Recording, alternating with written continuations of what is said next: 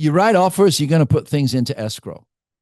What are the top 2 nuggets you would say, Danny, after all the deals you've closed? Why don't agents write offers? What should they do, simply speaking? That they listen to you and I go, okay, I can do that. What's going to help them write more offers? Communication with the agent, the listing agent, because the majority of the time we're with the buyers. Communication is everything. I think me and Mariana was going over it, and I was just guiding her and teaching her how it should be done and how to get your offer accepted. I don't really want to write an offer if I know it's not going to get accepted. And if you don't have a line of communication with that agent and you make them feel comfortable, then write up the offer and throw it in the trash. So I'm going to interject there. I want you to write this down. Did you hear what he said? This is not just 2 guys talking about real estate. This is how you make money. Do you not want to have an 80% chance your escrow gets accepted, or your offer gets accepted? Yes or no? Let me see online. I want to see you guys participating online. With this, we want to know who we can trust for offers, right? Please listen up to this question. Don't you want an 80% chance? How do you get an 80% chance? What did he just say? With whom? The listing agent. Right now, roughly 55% of you do not talk to the listing agent before you submit an offer. We can dramatically change our acceptances. So, Danny, listen to this carefully, guys. By the way, Jonathan, we asked you to participate. I'm not going to beg you, right? You got something to say it, right? Aja, you got something to say it. Howard, you're online. You got something to say it. Experienced agents, right? This is a collaboration. I'm not going to beg you to talk. Say it. Danny, you're going to write an offer for me. You're going to write an offer for Dominic, and you're calling me as the listing agent. What are you going to say to me? Just do it. Do the call. Do the call. Hi, this is Andrew. Hey, Andrew, how's it going? Hey, yeah, busy. I bet. Hey, I was calling on 123. By the way, my name's Daniel Sievers. What are you calling me for? So, because a lot of listing agents are extremely arrogant. Do you all know that? So I'm just playing the role here in our lovely industry. If they pick up the phone. If they pick up a phone. Yeah, who are you? You an insurance salesman? Or didn't hear that one. Right, go ahead. She called. I said, hey, look, I just want to let you know. I'm going to use ours for an example. Hey, my partner showed our client your home. I'm pretty sure it's pretty busy. I was just calling to get a little bit of information on it. And I don't really want the information. I want to get the agent here you go to understand that, hey, I just want to let you know we're interested. We actually have a strong client, and just trying to get them to tell me about the property. Majority of the times, they're going to try to get you off the phone. But you have to find something that's going to grab their attention. All right. So, yeah, we've got a couple of offers on it already. What do you mean? Let's say I'm just a real jerk, okay? Yeah, stop it. Andrew, how many offers do you have exactly, and how far are you over asking? Oh, wait. Say it again. How far are you over asking? How many offers do you have exactly, and how far are you over asking price? But see, I wouldn't say that, because then now you might be getting this house for list, and now you're throwing yourself over asking, right? So, I always get the correct answer. What was your no, listen, because there isn't a perfect way. It's just there needs to be more of a way than what you're doing, because you're not getting enough offers accepted. We want to help you. So Aja would say it again. Exactly how many offers do you have, and how far are you over asking price? Right, now that's a Marine. And offers going back. What I say, offers you have? How much are they? How much over? And do you know what? It works for her. Look at her stats, right? You are more like me. I said, hey, listen, we just want to, I know you have offers. We just want to come in as strong as possible. By the way, is your seller usually going to just wait for the offers and send out an SMCO, or would they recommend sending your highest and best? Because my I said, what I'm going to do is my buyer's going to actually talk to the lender. We're going to talk together and see, you know, we want to be as aggressive as possible. That's what we did. So put that into like a couple of little sentences that everybody who heard that can do it, right? So you would say to me, just ask me the question the way that you would say it. Yeah, we've got a couple offers, Danny, but I appreciate you calling me. Okay, would your seller, just trying to find out, would your seller usually send out a SMCO, or would they usually just pick one out of the offers? So this is a very intelligent question. What's an SMCO? Seller multiple counteroffer, right? So actually, we're just going to pick an offer. We don't want to mess around with lots of offers. We're going to pick an offer. Okay, so that's great. So that's why I was calling. What we're going to do is my buyer's actually going to speak with the lender all together. We're going to talk to see what they're comfortable at and how they can be aggressive, and before we send our offer over. When are your offers due? And do you know when you're meeting the seller? So we're actually meeting the seller tonight, and we're just going to pick the one that gets them the most money, honestly, Danny. Okay, perfect. All right, that sounds good. What I'm going to do is I'm going to speak with our lender, our buyer, and we're going to put together an offer. And what I'm going to do is I'm going to call you prior to sending it over to you. Is that okay? Yes. Sure. Okay, perfect. And then what I'll do is once I send it, I'm also going to send a text message. Would that be okay? Yes. Yeah, that's great. And then what I'm going to do is, okay, this is off hand. And this, what we're going to do is just what we did. We're going to send the offer. Hey, we just want to let you know you got it. I'm going to call. I'm going to talk to them. What happens is there's some kind of communication. You don't know how many times these listing agents are going to meet the seller. It'll be a difference of $100. I mean, $1,000 to $3,000. It doesn't matter. Say, hey, this guy right here has told me he was sending the offer. He sent it. Told me it was going to be. It is. The offer is super clean, whatever it may be. So, and then I also have my lender. So the point Danny is making, we'll get to terms next. Yeah. So the point Danny is making is really good, and it is that what he's doing is he's building that rapport with the listing agent, that you're saying, I'm going to do something. 2 hours later, you do it, right? The listing, and you get a confirmation back. The listing agent is thinking, they're going to communicate with me throughout the escrow. I mean, I just closed an escrow that took 2 months and 3.5 weeks. And there's not one part of the transaction that the buyer's agent initiated. We did it all the way down to the end. They needed this approval and that approval and this payoff. So you get the point. The point is, so when you call back, you show that you know what you're doing, and then what you do is you say, "Hey, look, this is the offer we're going to come in at." And I don't know your name. Joseph Post. Joseph. Okay, so he said, "Hey, terms," because you are going to touch on that. Hey, look, you know what? I talked to the lender. We're going to shorten the appraisal.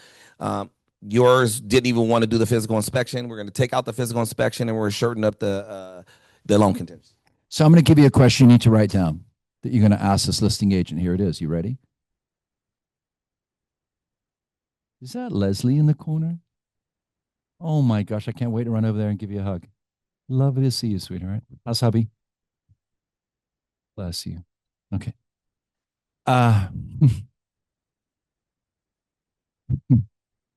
Just great to see you. So I'm going to ask, what's the most important thing to your seller? That's it. Simple question. Now, you'll notice with me, if any of those of you know me, I'll ask you a question. It's always followed up by 2 other questions. Have you noticed that? What's the most important thing to you? And there's a little pause. Like, is there a particular escrow company? See, I just answered the question for them. Is there a particular title company? Okay. And what about moving out? Where you listen to these questions. What about moving out? Oh, I've just got a home right now. They're 92 years old. Oh, they're getting a little bit of time afterwards. How much time do they need? I've got really sensitive buyers, and they're going to want to make your seller happy. You need a week? Okay. So if I put in a week at no cost to your seller, would that be good for you? Yeah. Okay. What else is it that your seller wants? Now you're drilling down how to write that offer, right? So what was the question? Can you say it out? Can anybody in the room say it out loud? What was the question? What's the most important thing to your seller, right? All right. So you hit terms. You hit relationship, you hit Aja, just going straight for the jugular. What are the offers? What else? And you got to get microphone if you're going to talk. Please just grab. And I want to hear what you guys are saying. So to Andrew's point, I do that. Oh, go ahead. I do exactly what Andrew does, and I coach all the agents that I teach to do the same thing. What's important to the sellers, and then once I find that out, I also again listing agents do have egos, and listing agents do tend to have this kind of godlike complex. I just say, hey, look, your opinion matters to me as well, and I value your opinion. Aside from what's important to sellers, now that I know what's important to you, what do you want to see as a listing agent on this? And then I kind of bring them in, and they're like, well, this is what's important to me, clean, blah, blah. And it just kind of gives them this sense of, oh, wow, like he's thinking of me as well on top of the sellers instead of just only focusing on the sellers. So again, it's a combination of empathy and focus. It's really interesting here, Doug. Yeah, obviously having the conversation is always so important. You're always going to learn something that you did not know. That's exactly right. Having the conversation. That's exactly right. I came into it with, had an offer out and called. It was a competitive offer. There was another one on the table. I asked him, I said, what else does your seller need? And they came back. It's like, well, she's old. She's moving across country. She needs the seller in possession. I said, how long? 10 days. And then I went back to my client, and the client's like, oh, we're going to have 10 days you with no rent. I says, exactly. I said, do you want the house? And I said, this is going to get you the house. And it did. They agreed to it, and we got the house. But even when I send my email, my offer email, I always say, as promised, here's the offer that I mentioned. So that's similar to what you're saying. Is that's as promised. You're showing that you're performing. All right, all this is good. Other pointers, Danny, like talk to the team. What are other pointers? I think that what Blake said, like, hey, saying, hey, the agent, as much as you don't really want to kind of like, you have to. You kind of have to. You kind of have to, because at the end of the day, once that offer is, gets accepted, then you can go in your work mode where you're representing your buyer, they're representing the seller. But at the end of the day, you both still have to work together if you want to close this deal. Another quirky thing that I do, I guess it's not that quirky, but I always tell the agents before they jump on the call, find out a little bit about the listing agent. So they'll say, oh, I'm submitting an offer. I'm like, great, who's the agent? And then I'll look them up on Facebook, look them up on Instagram, whatever it is, just to kind of get an idea, see if there's any mutuals. So in that conversation, I can drop, hey, it's very good. Listen to this. I see you're following, Jonathan over here. How do you know Jonathan? And just kind of make that connection. It's helping build rapport. Obviously, still ask the same questions, right? And then immediately after, I always send a follow request. So after that conversation, I send a follow request, Facebook request, whatever. And I just kind of get intertwined with their sphere. And that just kind of gets them. And then I post very consistent. So now they're seeing my text calls, emails, and now I'm on their social. It just kind of brings it full. So we're back to a behavior pattern here that a lot of agents, particularly us older agents, are not familiar with. Yeah, I do the same thing, but I usually say, hey, let me see what office is from. I might know this agent, because a lot of times you pull up their phone number. I think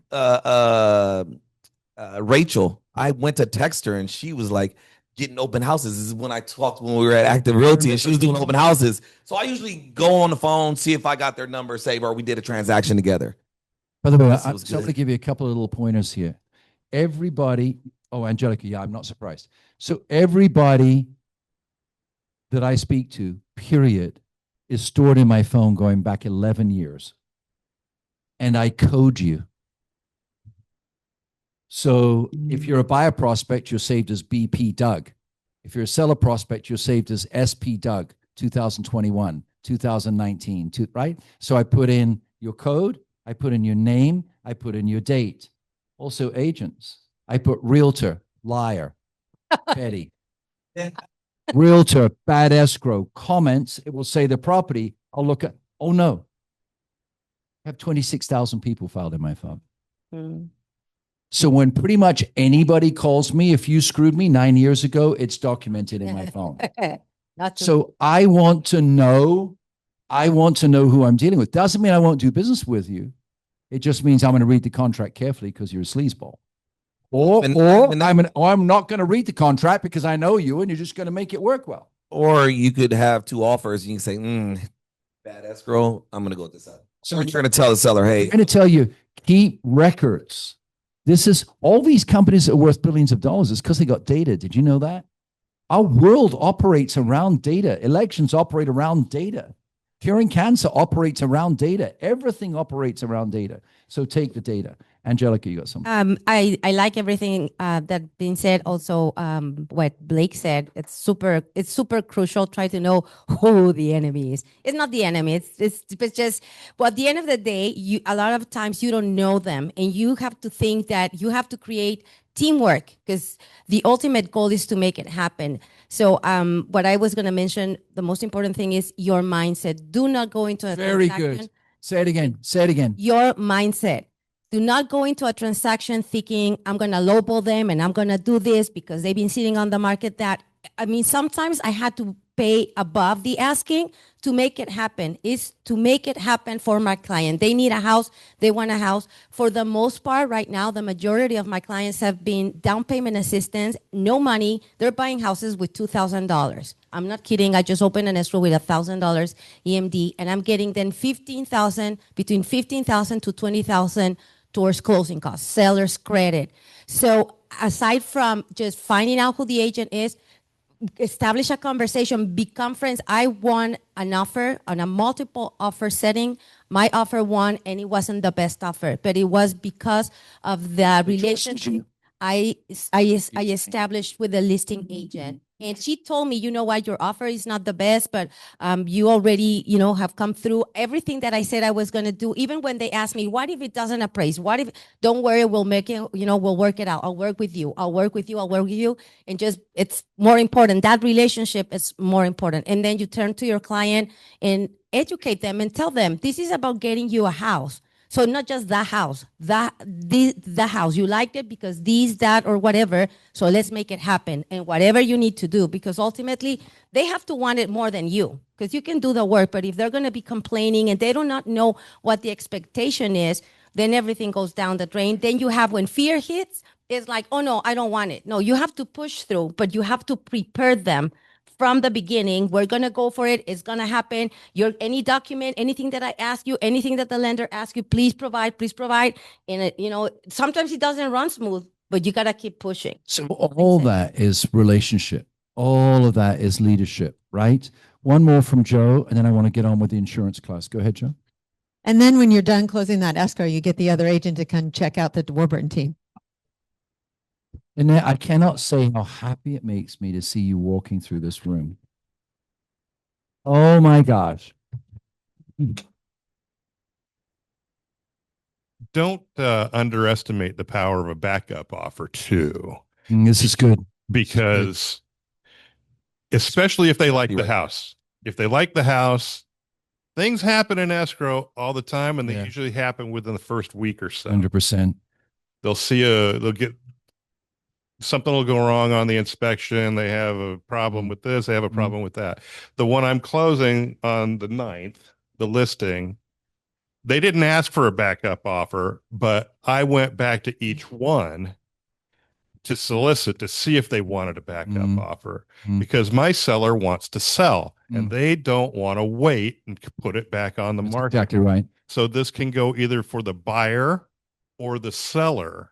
They didn't ask it, but we picked a good offer, but it was going to take them way too long to do the remodeling they needed to do. So they backed out. I was back in escrow the same day. So backup offers. Look, there's a lot of wisdom here. There's something I want to do starting next week. We're going to do a panel thing like this every training that we do, because I think there's so much wisdom that comes out with this. I need one of the three of you to help me host it every time. I need you to chip in every time. And let's share this experience with the team. Let's bring the offer numbers up. Let's bring the Zillow home loan numbers up. I can't take any more questions now because I'm just conscious. Just one comment. Yeah. It doesn't stop them from looking at other houses just because they have a backup. 100%. 100%. By the way, that's a huge thing I would say to every agent. You write an offer, continue to show homes. Do not stop showing homes because you've written an offer. It's a huge mistake young agents make. But let's stop writing offers to just write offers. Let's start writing offers with the intent on getting accepted. And this is doing the work. All right. So we're going to do a panel like this each week. I think it's very beneficial for the agents. Something that I'm noticing is you guys are still struggling with, what do I say when I call the client the first time? What do I say when they ghost me? What do I say when they're trying to stonewall me? What do I say to these? And I'm listening to you guys. either you have a struggle at the top on what to say, or like I said with Annette, when she says yes, go for it. Right? So when you got a client that's saying yes, it's not time to ask another question, talk yourself out of it. Set that appointment, right? Close the deal. So I would like to go over next week just scripts, particularly those initial scripts. And I'd like to have agents involved with it, and we can talk about it. I think it'll be very beneficial to everybody, okay? We're all growing together.